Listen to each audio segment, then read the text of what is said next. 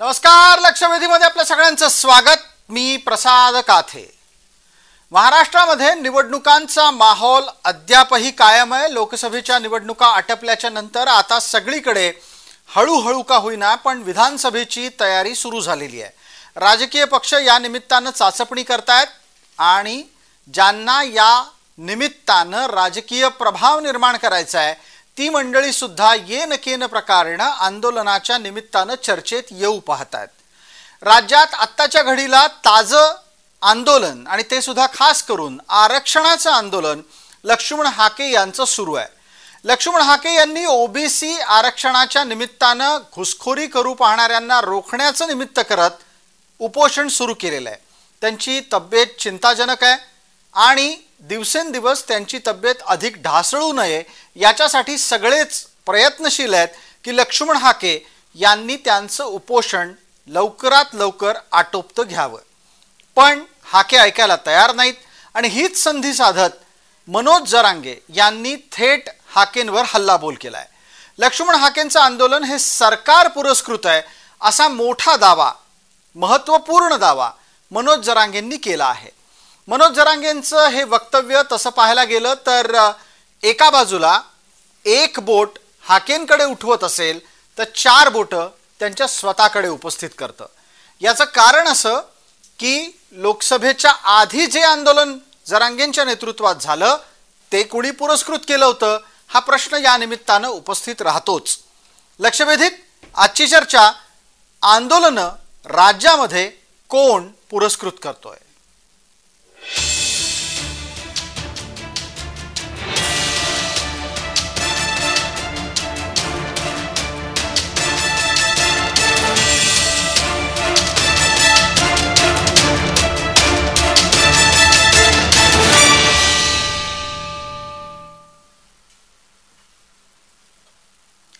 आपण पटकन मनोज जरांगे यांचं ते वक्तव्य पाहणार आहोत ज्यात त्यांनी आंदोलनाच्या पुरस्कृत असण्याचा आरोप लक्ष्मण हाकेंवर लावलेला आहे.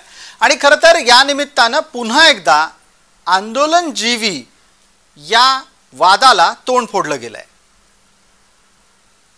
म्हणजे सरकार कोंडीत सापडलंय. तुमच्या बाजूने निर्णय घेतला तर ते पेटणार, त्यांच्या बाजूने निर्णय घेतला तर तुम्ही पेटणार. कोंडीत कसे सापडले तेच उभा करतात आंदोलन. कोंडीत काय सापडले तेच पुरस्कृत करतात आंदोलनाला. कोंडीत काय सापडले नाटकं करतात. कोंडीत काय सापडले तेच म्हणजे कोण सरकार. दुसऱ्याला काही येडं समजते काय ते सरकार आमच्यात लावून द्यायचं. चर्चेसाठी आपल्यासोबतच्या मान्यवरांचा आपल्याला पटकन परिचय करून देतो. आपल्यासोबत जरांगेंचे समर्थक या नात्यानं किशोर चव्हाण आहेत, दीपक बोऱ्हाडे आहेत आपल्यासोबत हाकेंचे समर्थक या नात्यानं, आणि आबासाहेब पाटील आपल्यासोबत मराठा समन्वयक या नात्यानं उपस्थित आहेत. मान्यवरांचं स्वागत करत असताना माझा एक छोटासा प्रयत्न आहे आणि तो दीपक बोऱ्हाडे यांच्यासाठी आहे. दीपकजी, आपल्या चेहऱ्यावर प्रकाश नाही आहे, थोडी त्याची काळजी घ्या आणि कॅमेरा अजून आपल्याला नीट ॲडजस्ट करता आला तर पहा. आता आबासाहेब, एका उत्तराच्यासाठी मी आपल्याकडे येतो. हा जो आंदोलन पुरस्कृत करण्याचा आरोप जरांगे इतरांवर लावतायत तो लावण्याचा अधिकार त्यांना आहे.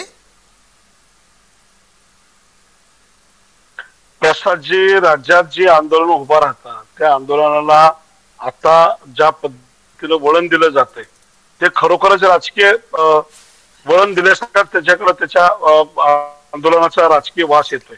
त्याचं कारण असं आहे की मराठा समाजाचे जे आरक्षणाचं जे आंदोलन चालू आहे ते मराठा समाजाला आरक्षण मिळावं म्हणून चालू आहे.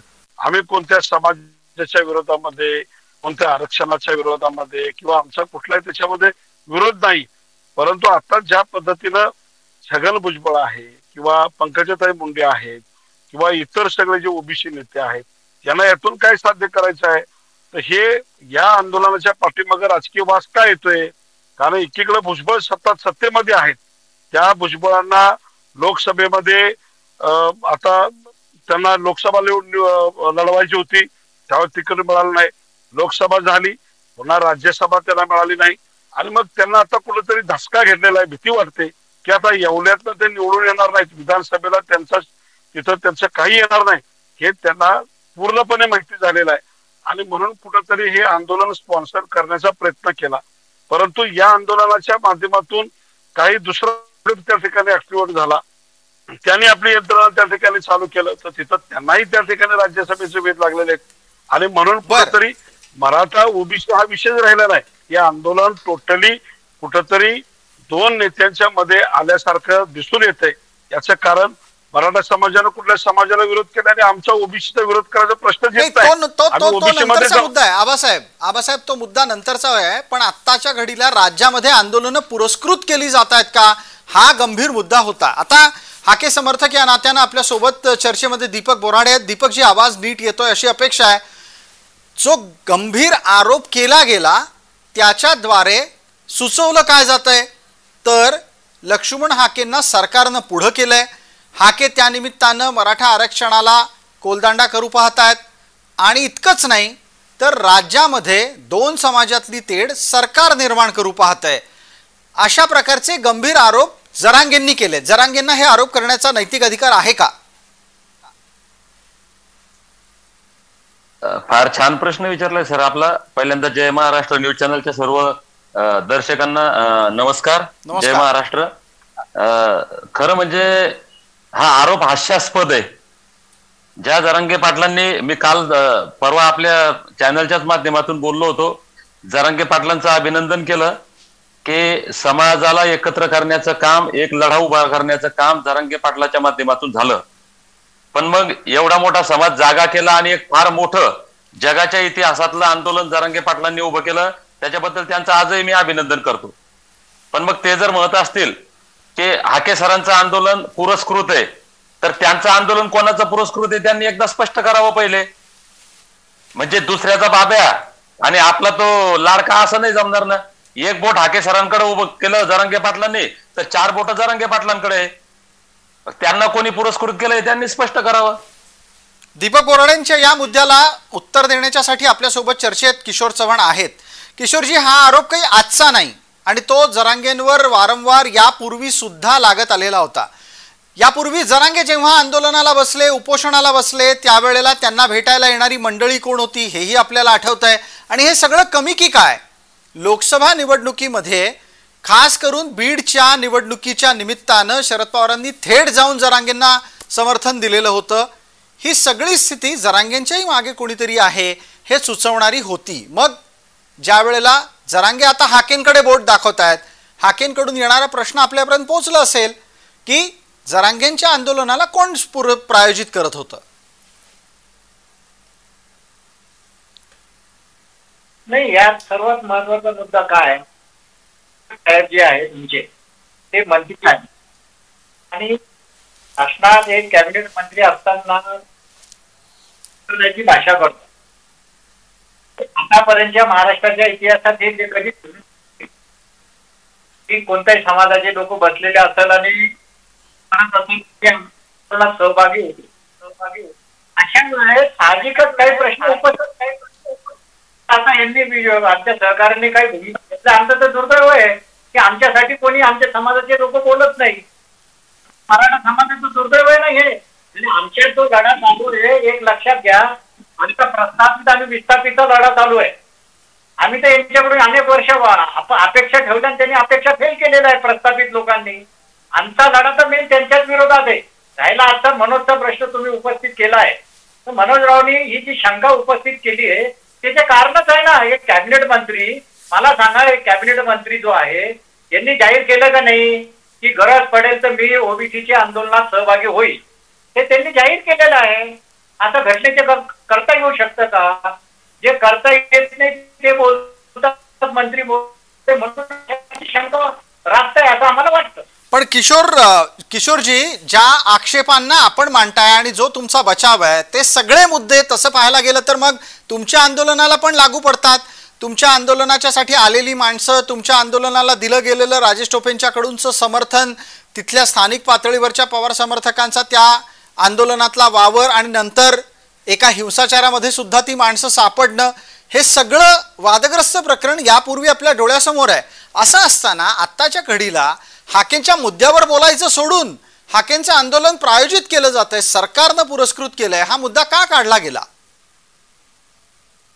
हो, सर्वात प्रथम म्हणजे हाके कुठले आहे त्यांना आंदोलन करण्याचा अधिकार आहे, कारण आंदोलन करते आम्ही पण आहोत. त्यांना हीच जागा का पडली? महाराष्ट्रात अनेक जागा आहे ना. पवार साहेबांच्या बारामतीत जा म्हणा, नाही तर अजून भुजबळ साहेबांच्या एवढ्याच जाय ना म्हणा. बाबा इथंच का करायचं? मग इथंच केलं तर मग शंका येणार नाही का आमच्या मनात? राहिला पवार साहेबाचा तुम्ही उपस्थित केला, सर्व पक्षाचे लोक लाठीचार्ज नंतर भेटायला आले होते. एक लक्षात घ्या, तिथं सांत्वन म्हणतो समाधान करायला आले होते की हे दुर्दैवी घटना घडली. तिथं काही तोपर्यंत राजकीय वगैरे काही असे विषय नव्हते. हे आत्ताचं लोकसभेचं म्हणलं तर आपण त्या विषयावर चर्चा करू शकतो. पण सुरुवातीच्या काळात लाठीचार्ज ज्या आमाशूत पद्धतीने केला, त्यांना ते आंदोलनकर्त्याला सर्व राजकीय पक्ष सामाजिक संघटनेचे लोक भेटायला आलते. अशातला तो भाग होता. याचा अर्थ ते तुम्ही जो आता भाग एकदा विचारूयात आपण आपल्यासोबत तटस्थ आणि त्रयस्थ या भूमिकेतून आबा पाटलांनी उत्तर द्यावं. आबासाहेब, जो बचाव आता उभा केला जातो आहे की जरांगेंचं आंदोलन हे लाठीचारामुळे पेटलं आणि त्यानंतर त्यांच्या समर्थनात त्यांच्या पाठिंब्यासाठी लोक जमा व्हायला लागली, हे खरंच तेवढं होतं का पडद्यामागे काही वेगळं घडत होतं हे तुम्हाला दिसतंय? कारण तुम्ही अनेक वर्ष मराठा आरक्षणाच्यासाठी लढताय, पण जे काही जालन्यात आंतरवली सराटीमध्ये घडलं त्यातून काही वेगळं चित्र समोर आलं. सुरुवातीला अशीच झालेली आहे प्रसादजी. आता जे आमचे मित्र किशोर चव्हाणांनी सांगितलं की शांततेचं आंदोलन चालू होतं त्यावेळेला, तोपर्यंत त्या आंदोलनाकडे कुणी बघितलं नव्हतं. परंतु ज्या वेळेला लाठीचार्ज झाला, बैलाची टोकी फोडण्यात आली, पोलिसांच्या माध्यमातून जे त्या ठिकाणी प्रकार घडला आणि त्याच्यानंतर मग या आंदोलनाकडे भावनिकतेनं संपूर्ण मराठा समाज जागृत झाला आणि सगळा मराठा समाज, सगळे नेते त्या ठिकाणी आंदोलनाला जायला निघाले आणि त्याच्यानंतरचे आंदोलन पुढं तयार झालं आणि मग त्याच्यानंतर या आंदोलनाला मोठी धार आली. तर त्याच्यापूर्वी आंदोलन शांततेत होतं ना. ते जोपर्यंत तिथं शांततेत चालू होतं तोपर्यंत कोणताही विषय नव्हता, कुठला पॉलिटिकल किंवा कुठला विषय. आणि आता काय झालंय, राज्यात कुठलंही आंदोलन कुणी उभा केलं त्या ठिकाणी मग त्या प्रत्येकाला जायचं असते. कोण मग ते वैयक्तिक फायदा घेण्यासाठी जातात, कोण सपोर्ट करण्यासाठी जातात, कोण कशासाठी जातो. तर प्रत्येक राजकीय पुढारी आहेत, त्यांना वैयक्तिक काही ना काही. आबासाहेब, यातला एक मुद्दा तुमच्यासाठी उपस्थित करतो. तुम्ही एवढी आंदोलनं केली, तुम्हाला सरकारांनी प्रायोजित केलं होतं का हो कधी, किंवा तुम्हाला कोणी प्रायोजित केलं होतं का कधी? आमचे आता 100च्या वरती आंदोलन आपण केले आतापर्यंत. जवळपास 89 GR मराठा समाजासाठी आपण काढले वेगवेगळ्या आंदोलनातून. परंतु आम्ही त्या ठिकाणी आंदोलन करत असताना आमची भूमिका स्पष्ट समाज हिताचे ठेवून आंदोलन केलेले आहेत आणि त्याच्यामध्ये आम्ही काय कधी कुणाची अपेक्षा केली नाही. कुणी आम्हाला भेटायला यावं किंवा आमच्या समोर उभं राहावं असं कुठल्याही राजकीय पक्षाला आपण त्या ठिकाणी आवाहन केलं नव्हतं. आणि आतापर्यंतच्या आंदोलनामध्ये सगळ्यात मोठी यशस्वी ठोक मोर्चाची आंदोलनं झाली आणि या आंदोलनाच्या माध्यमातून सरकारला धारेवर धरलं. सरकारनं आम्हाला त्या ठिकाणी मराठा समाजाला सारथी दिली, अण्णासाहेब पाटील महामंडळ दिलं, वेगवेगळ्या योजना सवलती जवळपास 18,500 विद्यार्थ्यांना त्या ठिकाणी शासनामध्ये समाविष्ट करण्यात सुद्धा झालं. परदेश शिक्षणाचा विषय असेल, हॉस्टेलचा विषय असेल, अशा अनेक आंदोलनामध्ये आपण आंदोलन. आपली ही योगदानाची यादी मोठी आहे. फक्त मला मध्ये थांबवायला यासाठी लागतंय कारण आपलं इंटरनेट खराब आहे, आवाज तुटतोय आपला. आपण त्याच्यातली दुरुस्ती करून घेऊ. पटकन आता हाके समर्थकांपर्यंत जाऊयात. आपल्या सोबत हाके समर्थक या नात्यानं दीपक बोराडे. दीपकराव, आक्षेप काय काय येत आहेत ते लक्षात घ्या.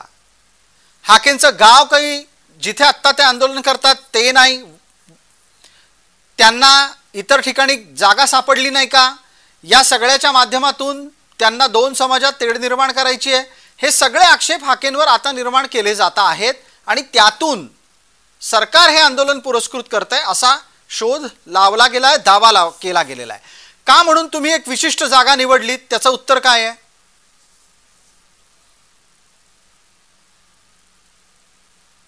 दीपकजी, माईक सुरू करा. आपला माईक सुरू करा आणि बोला. आपला आवाज येत नाही.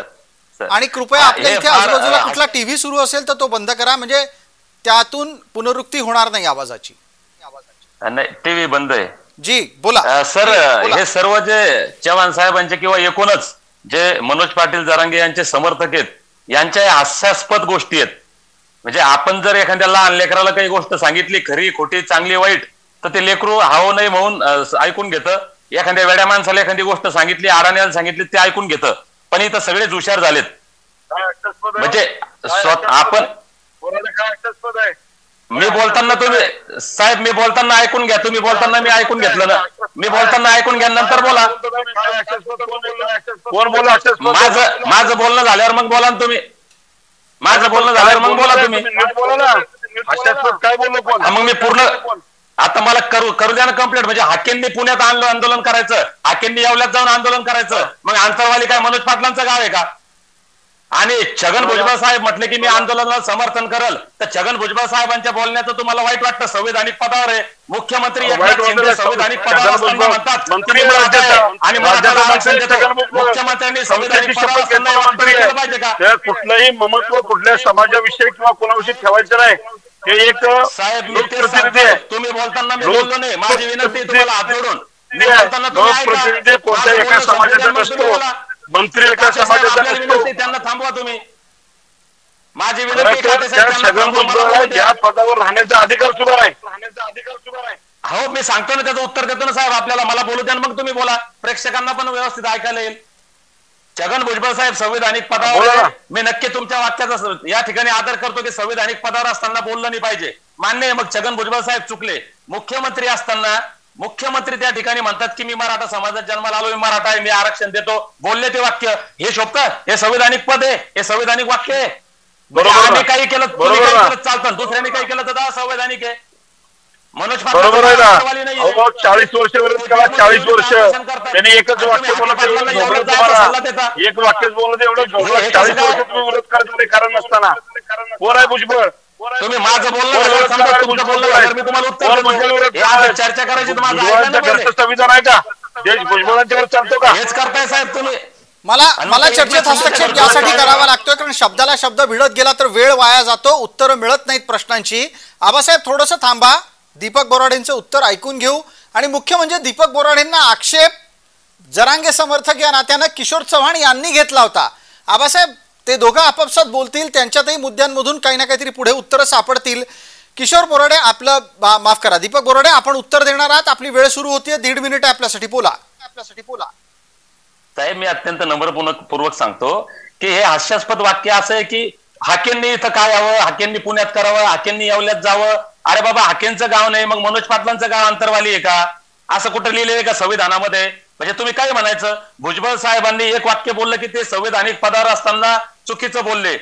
मग मराठा समाजाचे किती आमदार खासदार काय काय बोलले जरा रेकॉर्ड काढा पाठीमाग. एकनाथ शिंदे मुख्यमंत्री, राज्याच्या शासनातलं सर्वोच्च पद आहे, ते म्हणले की मी मराठा आहे आणि मी आरक्षण देतो. हे संविधानिक आहे का? म्हणजे तुम्ही काहीही बोललं चालतं, तुम्ही लोकांचे घरं जाळलेत चालतं, तुम्ही दुनिया केलीच चालतं, कोण काही केलं की लगेच उलट सुलट. हे कोणती पद्धत आहे? माझं म्हणणं आहे तुमचं चुकीचं आहे, हे छगन भुजबळ साहेब चुकीचे, तुम्ही त्या चुकीचं समर्थन करता का? जर हाके साहेबांचं आंदोलन कोणीतरी हे केलंय तर मग मनोज जरांगे पाटलाचं आंदोलन कोणी हे केलं ते सांगा. आपण परत त्याच मुद्द्यांमध्ये अडकता कामा नये. मुद्द्याला पुढे नेण्याच्यासाठी किशोर चव्हाण यांच्यापर्यंत पोहोचूयात. किशोर चव्हाण, एक आणखीन मुद्दा इथे उपस्थित राहतो. आपकी कमीज मेरी कमीज से सफेद कैसे हा एक साधारण जाहिरातीतला प्रसिद्ध डायलॉग. त्याच पद्धतीने ही चर्चा पुढे जाऊ शकत नाही. तुम्ही याचं उत्तर आत्ता थेट याच गोष्टीचं द्या की अशा प्रकारचं आंदोलन लक्ष्मण हाकेंच्या माध्यमातून चालवून विद्यमान महायुती सरकारला काय मिळणार आहे?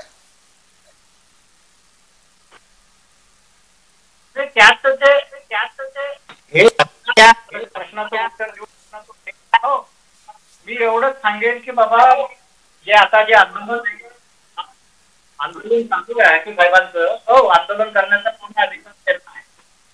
त्या आंदोलनाच्या विरोधात आम्ही अजिबात नाहीये. त्यांनी जे काही 2-3 प्रश्न उपस्थित केलेले आहे त्यात महत्वाचं आहे त्यावेळेस आमचं आंदोलन अंतिम टप्प्यात येतं त्याच वेळेस ह्या लोकांना त्यांनी पर्टिक्युलर ह्या काही लोकांना जागी येते अशातले प्रश्न उपस्थित होतात. म्हणजे शेवटच्या टप्प्यात मराठा आरक्षणाचा प्रश्न उपस्थित झाला तर हे लोक का जागी होतात? तुम्हाला वर्षभर पडलेले असतो ना, त्यावेळेस आपल्याला बोलण्याचा अधिकार आहे, मंत्र्यांना बोलण्याचा अधिकार आहे.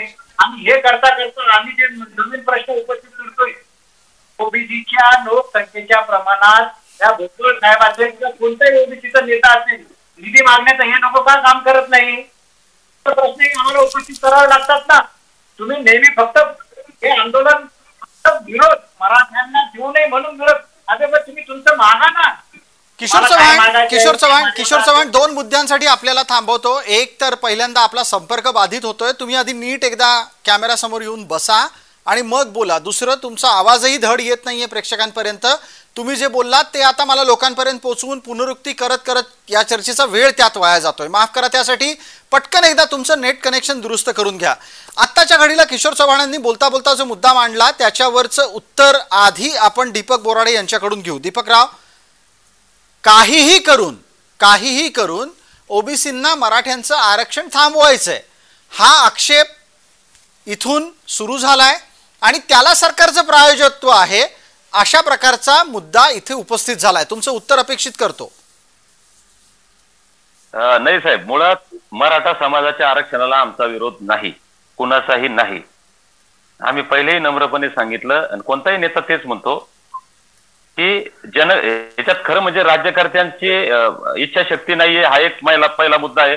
राज्यकर्त्यांना समाजात तेढ निर्माण करून किंवा सामाजिक वातावरण खराब करून त्यांचं राजकीय वातावरण चांगलं करून घ्यायचंय हे तितकंच खरं आहे. मी पहिल्यापासून म्हणतोय की फार सोपं आहे. जनगणना करा. यांचा जो आक्षेप आहे की ओबीसी मध्ये जास्त आरक्षण आहे, लोक कमी आहेत, यांच्यावर अन्याय होतो, जर तसं असेल तर एकदा जनगणना करा, कळू द्या. दुसरी गोष्ट, आमचं असं म्हणणं आहे की 27% आरक्षण असताना आणि समाज हा 50%पेक्षा जास्त असताना ऑलरेडी ते कमी आहे आणि त्या कमीमध्ये जर आपण येऊन बसलात तर ते बजेट बसणार नाही. मी पहिले म्हणलो होतं की 50%च्या आत 90% लोकांनी यायचं आणि मग उरलेलं 50% आरक्षण तुम्ही ठेवताल कोणाला? हे कुठला नियम आहे? तामिळनाडू सारख्या राज्यांमध्ये आजही देशभरामध्ये 50%पेक्षा जास्त आरक्षण आहे. मग महाराष्ट्रात हा 50%चा क्रायटेरिया तोडण्यासाठी आपण का भांडत नाही? हे काही संविधानिक नाहीये. संविधानात बाबासाहेबांनी विश्वरत्न बाबासाहेबांनी प्रतिवाद करायचा आहे आबा पाटलांना. आबा पाटील, ज्या वेळेला तुम्ही बोलत होते त्यावेळेला आबासाहेबांच्या माध्यमातून संकेत मिळत होते की त्यांना काही मुद्दा पटत नाहीये. आबासाहेब, मुळात ओबीसी जाणं आणि ओबीसीतून आरक्षण घेणं या सगळ्यामुळे जो वाद निर्माण होतोय तो राजकीय पोळी भाजण्यासाठी आहे असं दीपक बोराडे म्हणाले. जी महायुती आत्ता आरक्षणाच्या आणि मराठा एकत्रीकरणाच्या एकूणच परिस्थितीत होरपळलेली आहे त्यांना आता नवीन आंदोलन पुरस्कृत करून काय मिळणार आहे? प्रसादजी, आपल्या चॅनेलवरती अनेक वेळा चर्चा झाली या संदर्भामध्ये आणि आता जे दीपक बोराडेंनी सांगितलं की राजकीय पोळी भाजण्याचा जो ओबीसी नेत्यांचा डाव आहे, मुळात आजपर्यंत राज्याच्या जनतेच्या मनामध्ये आणि सरकारच्या मनामध्ये बिंबवण्याचा जो काम केला जातो की ओबीसीच्या 407 जाती आहेत, कधी 361 जाती आहेत, तर मुळात राज्यात ओबीसीच्या 170 ते 180 जातीच्या वरती जातीच नाहीत. आता 361 जातीच्या नावाचं आरक्षण राज्यात चालू आहे. म्हणजे डबल आरक्षण हे कोण वापरतंय ह्याची सुद्धा चर्चा होणं अपेक्षित आपल्या चॅनेलच्या माध्यमातून. आणि ओबीसीची संख्या सांगितली जाते, आम्ही 7% आहोत, आम्ही 70% आहोत. म्हणजे हे जे सगळं चुकीच्या पद्धतीनं प्रेझेंट करायचं आणि आपण काहीतरी आमच्या पाठीमागे मोठा क्राऊड आहे आणि आमची संख्या भारी आहे आणि मग आम्हाला ओबीसीला हे बळायला पाहिजे, आम्ही सत्तेत आम्हाला हे भेटलं पाहिजे, ते भेटलं पाहिजे, ह्या सगळ्या गोष्टी तुम्ही राबवण्याचा प्रयत्न करताय. परंतु ज्या मायनॉरिटीज मध्ये 12 बलुतेदार येतात, 18 बलुतेदार येतात, त्यांच्यातल्या लोकांना का बरं यांनी परत कधी येऊ दिलं नाही? भटके विमुक्त आहे, त्यांना कधी येऊन का दिलं नाही? आज राज्यातल्या ठराविक आबा पाटील राष्ट्रीय पातळीवरच्या ओबीसीच्या यादीत यातली अनेक जण आहेत. धनगरांच्यासाठी महाराष्ट्रातली परिस्थिती वेगळी आहे, पण राष्ट्रीय पातळीवर त्यांना ओबीसीच समजलं जातं. ओबीसी समजू दे ना, परंतु इथं जे बिंबवलं जातं आम्ही एवढे आहोत आणि आमच्यात आलं की हे होईल. अरे पण आम्ही पहिले ऑलरेडी आहोतच ना, आम्ही ओबीसीतच आहोत, आम्ही ओबीसीच्या बाहेरच नाही. आमच्या कुणबी नोंदी सापडलेल्या आहेत आणि त्या कुणबी नोंदी व्हॅलिड आहेत गव्हर्नमेंटच्या नियमानुसार, शासनाच्या नियमानुसार, आणि त्याला तुम्ही विरोध करू शकत नाही. माझी नोंद सापडली, तुमची नोंद सापडली तर तुम्हाला सरकारला द्यावंच लागणार आहे आणि त्याच्यामध्ये तुम्ही विरोध करू शकत नाही. दुसरा मुद्दा की आम्ही कधीही म्हटलं नाही की ओबीसीला धक्का लावा, ओबीसीच्या बाहेर आम्हाला घ्या, आतमध्ये घ्या. आमचं म्हणणं एवढंच, आम्ही आहेच, आम्ही ओबीसीतच आहे, आम्ही वेगळं काय म्हटलेलं नाही. सरकारला पण माहिती आहे, सगळे शासन निर्णय पण त्या पद्धतीचे आहेत. आणि आता जे चाललंय की जाणीवपूर्वक उठायचं, आमच्यावर अन्याय होते, अरे आमच्यावर, अरे तुम्ही अन्याय केला ओबीसीच्या खऱ्या ओबीसी वरती, ज्या तुम्ही 5-7 जाती ओबीसीच्या नावाच्या आहेत, तुम्ही आजपर्यंत कुणाला पुढे येऊ दिलं नाही. तुम्ही त्या आबासाहेब, हा परस्परांवरचा आरोप चालत राहतो महाराष्ट्रात, त्या निमित्तानं अनेकदा तणावही निर्माण होतो. आता इथे जे समान सूत्र तुमच्या दोघांमधलं येत आहे, जो मुद्दा इथे दीपक बोराणेंनी मांडला, आबासाहेब तुम्ही सुद्धा मांडताय, तुम्हाला दोघांनाही जातवार जनगणना हवी असं दिसतंय. मला किशोर चव्हाण यांच्यापर्यंत चर्चेला न्यायचंय. आपल्याला कृपया सगळ्यांनाच लक्षात ठेवायला हवं, चर्चेला वेळेची मर्यादा आहे. किशोर चव्हाण, आपल्यासाठी 1 मिनिटाचा वेळ, पटकन मुद्द्यावर या. आंदोलनं पुरस्कृत करून समाज कलुषित करायचं काम राजकारणी करत असतील तर ते होऊ न देणं ही जबाबदारी तुमच्यासारख्या समाजकारण्यांची आहे.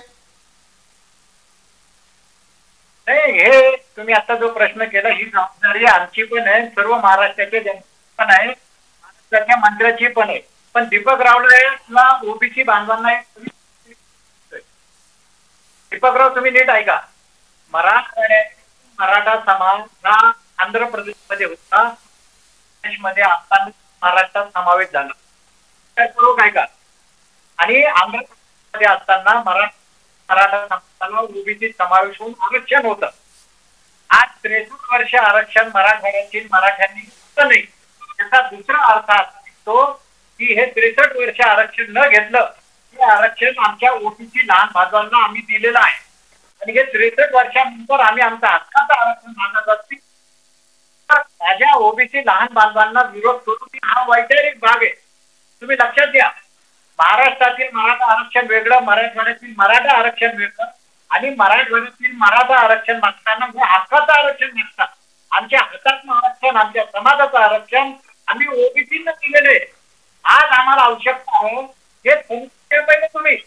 हा महाराष्ट्राचा मराठा आरक्षणाचा प्रश्न नाहीये, प्रश्न ह्या आंदोलनाचा मराठवाड्यातील मराठा आहे. नाही, पण किशोर चव्हाण एकच मिनिट. याच प्रकारचे आक्षेप आणि मुद्दे आपण यापूर्वी मांडत होतात, सातत्याने तुमच्या नेतृत्वाकडून भूमिका बदलण्याच्या गोष्टी दिसायला लागल्या आणि तिथून मुद्दे पुढे पुढे सरकत गेले. दीपक बोराडे, 1 मिनिटात आपल्याकडे जर प्रतिवाद करायची संधी आहे, उत्तर असेल तर कृपया पटकन मांडा, चर्चेला वेळेची मर्यादा आहे.